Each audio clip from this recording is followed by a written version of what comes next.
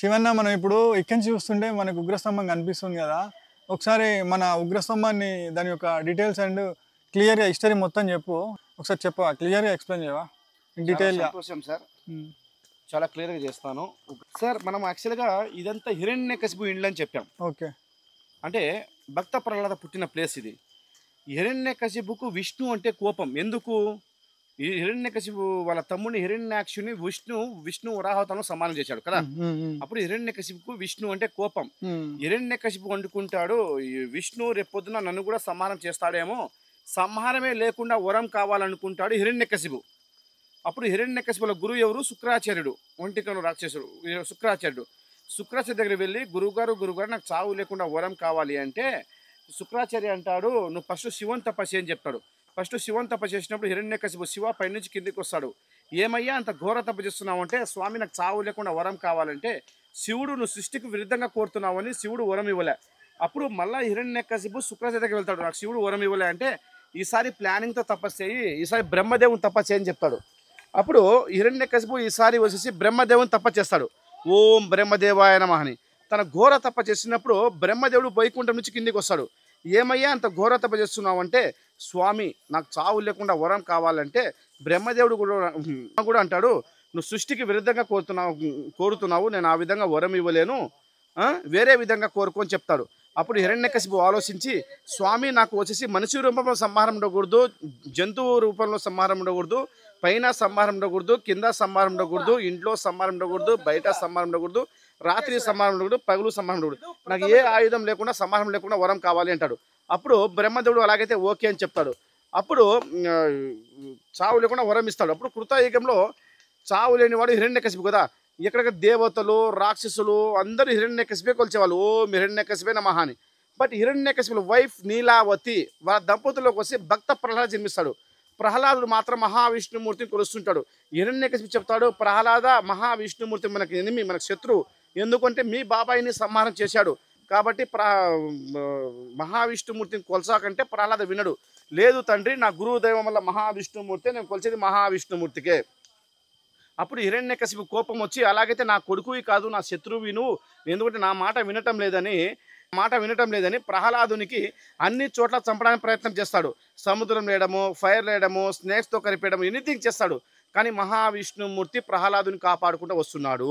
అప్పుడు హిరణ్యకశిపు కోపం వస్తుంది, ప్రహ్లాద నీ దేవుడు బయట ఎక్కడ వస్తున్నాడు, నా ఇంట్లో చూపిస్తావా అంటే, ప్రహ్లాద చూపిస్తాను, ఇందుకు సందేహం లేదు, ఎందుకు చూసినా నా గురువు ఉన్నాడు, సర్వాంతయామి, ఎక్కడ చూపించే అక్కడ చూపిస్తాను.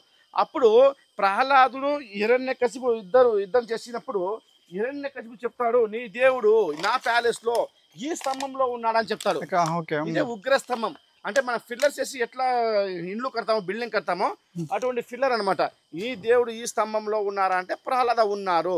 అప్పుడు హిరణ్యకశిపు తన గద తీసుకున్న స్తంభాన్ని కొట్టినప్పుడు స్తంభం నుంచే సగం మనిషి సగం జంతువు, సగం మనిషి సగం మృగం అంటే నరసింహ అవతారం బయటకు వస్తాడు. నరసింహ అవతారం బయటికి వచ్చేటప్పుడు ఆ ఉగ్రరూపం చూడలేక హిరణ్యకశిపు పరిగెత్తూ ఉంటాడు. ఎవరి దగ్గర వెళ్తాడు హిరణ్యకశిపు? వాళ్ళ గురువు గారు శుక్రాచార్య దగ్గర వెళ్తాడు. గురుగారు స్తంభం నుంచి విచిత్రంగా ఆకారంతో వస్తున్నారు, నన్ను ఏదైనా ఆ ఉగ్రరూపం చూసే కెపాసిటీ ఇవ్వండి అంటే, శుక్రాచార్య అంటాడు, ఆయన వచ్చింది మహావిష్ణుమూర్తి, నరసింహ అవతారం వచ్చాడు, ఆ స్తంభం చీల్చుకొని వచ్చింది నరసింహస్వామి, నువ్వేం చేస్తావు అంటే, క్షమించండి, శరణ కోరుకో, నీకు ప్రాణభిక్ష పెడతానని చెప్తాడు. కానీ హిరణ్యకశిపు వినడు, లేదు నాకు చావే లేదు, నేనెందుకు క్షమించని కోరుకోవాలి అంటాడు. అప్పుడు శుక్రాచార్య అలాగైతే నేనేం చేయలేను, మీరిద్దరు యుద్ధం చేయాల్సిందే. అప్పుడు నరసింహస్వామి హిరణ్యకశిపు యుద్ధం చేసినప్పుడు తన ప్యాలెస్ అంతా పొడి మొత్తం పోతుంది, అంటే బాంబు బ్లాస్ట్ అయినట్టు అవుతుంది. ఒక ఎంట్రీ డోర్ మాత్రం ఉపయోగించుకుంటాడు, అదే జ్వాలా నరసింహస్వామి టెంపుల్. ఇప్పుడు మనం వెళ్తున్నాం కదా, జ్వాలా నరసింహస్వామి టెంపుల్. ఎందుకు జ్వాలా నరసింహస్వామి టెంపుల్ ఏర్పరచుకుంటాడంటే, హిరణ్యకశిపు చావు లేదు కదా, చావు లేకుండా బ్రహ్మదేవుడు వరం ఇచ్చిటాడు. అప్పుడు సగం మనిషి సగం జంతువు ఆటోమేటిక్ వచ్చాడు, సగం మనిషి సగం జంతువు, పైన కాదు కింద కాదు, నరసింహస్వామి తొడపైన కూర్చుంటాడు, ఇంట్లో కాదు బయట కాదు, అంటే గడప అంటే జ్వాలా నరసింహస్వామి, అంటే తన ఎంట్రీ డోర్, తన ప్యాలెస్కి జ్వాలా ఎంట్రీ డోర్, ఒక కాలు ఇంట్లో ఒక కాలు బయట, అంటే గడప పైన కూర్చుంటాడు. రాత్రి కాదు పగలు కాదు, ఈవినింగ్ టైం 6:30 సాయం సంధ్య వేళ, సగం సూర్యుడు రాత్రి, సూర్యుడు పగలు, అంటే రాత్రి కాదు పగలు కాదు, అట్లా టోటల్ 8 హ్యాండ్తో సమానం చేస్తాడు అక్కడ జ్వాల దగ్గర. నరసింహస్వామి హిరణ్యకశిపుడు 2 హ్యాండ్ పట్టుకుంటాడు, 2 హ్యాండ్ పట్టలు ఇస్తాడు. ప్రాణం ఉన్నది ప్రాణం లేనిది గోర్, అంటే బ్రహ్మదేవుడు వరం ఇచ్చాను కాబట్టి అదే విధంగా సమానం చేయాలి.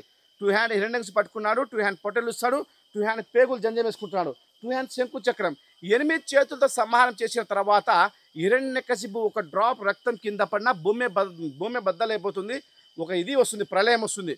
కాబట్టి నరసింహస్వామి లయన్ 100%లో 50% డ్రింకింగ్ వాటర్ మాత్రం తాగేస్తాడు నరసింహస్వామి బ్లడ్ని. 50% విష్ణు వాహనం ఏది ఈగలు చెప్తుంది గరుడ స్వామి హిరణ్యకశిపుని మహానుభావుడు, ఆయన రక్తం కింద పడితే మళ్ళీ ప్రళయం వస్తుంది, నా పైన కూర్చొని సంహారం చేయని చెప్తుంది గరుడ. అప్పుడు గరుడ పైన కూర్చొని సంహారం చేస్తాడు జ్వాలలో. అప్పుడు మిగతా బ్లడ్ని ఈగలు తాగేస్తుంది. ఈగలు తాగిన తర్వాత నరసింహస్వామి భయంకర ఉగ్రూపం అలాగుంటుంది. ఆ ఉగ్రూపం శాంతి పడడానికి 3 దేవతలు కలిసి అదే జ్వాల దగ్గర ఆకాశగంగా వాటర్ కురిపిస్తారు. అప్పుడు నరసింహస్వామి కొంచెం శాంతి అయి అదే ఆకాశగంగతోనే హ్యాండ్ వాష్ చేసుకుంటాడు, రక్తం క్లీన్ చేసుకుంటాడు. అంటే చేతికైన బ్లడ్ అంతా క్లీన్ చేసుకుంటాడు. రక్తం క్లీన్ చేసేటప్పుడు రక్తం కింద పడితే వస్తాడు కదా, అలా రాకుండా ఒక మంత్రించిన కళ్యాణిలో అక్కడ రక్తగుండంలో హ్యాండ్ వాష్ చేసుకుంటాడు. అంటే 365 days వాటర్ పెరగవు తరగవు, ఎప్పటికీ హిరణ్యకశిపు రాకుండా ఒక మంత్రించిన కళ్యాణిలో రక్తగుండంలో హ్యాండ్ వాష్ చేసుకుంటాడు. దాన్ని రక్తగుండం అంటారు, అది కూడా చూపిస్తాను. అప్పుడు కొంచెం శాంతి అయ్యి ఇదే ఫారెస్ట్ పైన నరసింహస్వామి ఈగల షేప్లో కూర్చుంటాడు. ఇది ఈ ఫారెస్ట్ని గరుడాద్రి అంటారు, ఈ ఫారెస్ట్ని వేదాద్రి అంటారు. గరుడాద్రి వేదాద్రి మధ్యలో ఆకాశంగా రివర్ ఎప్పటికీ పారుతూ ఉంటుంది. ఇది జ్వాల అంటే ఫైర్. ఈ టెంపుల్ దర్శనం చేసుకుంటే మనము నవగ్రహాల్లో కుజ దోషం పోతుంది సార్. కుజుడు దేనికి సంబంధం అంటే పెళ్లి కనులకు పెళ్లి ప్లస్ శత్రు నాశనం. అంటే మనం ఎదిగే కొద్దీ మన పక్కన డౌన్ చేయాలని చూస్తుంటారు, ఆ శత్రు దోషం కూడా పోతుంది. ఇది ఓన్లీ ఉగ్రస్తంభం నరసింహస్వామి పాదాలు మాత్రమే ఉన్నాయి అక్కడ.